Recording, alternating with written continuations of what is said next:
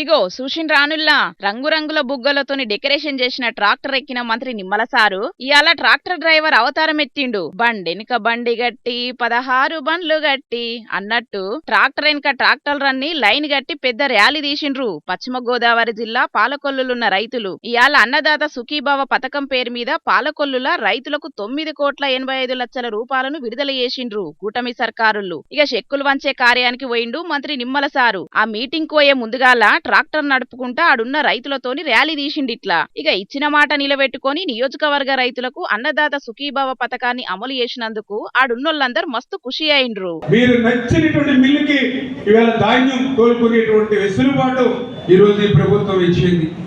ధాన్యం అమ్మినటువంటి 24 గంటల్లోనే మీ అకౌంట్ లో జమ చేసేటువంటి విధంగా ఇవాళ తెలుగుదేశం జనసేన బీజేపీ ప్రభుత్వం పనిచేస్తూ ఉంది.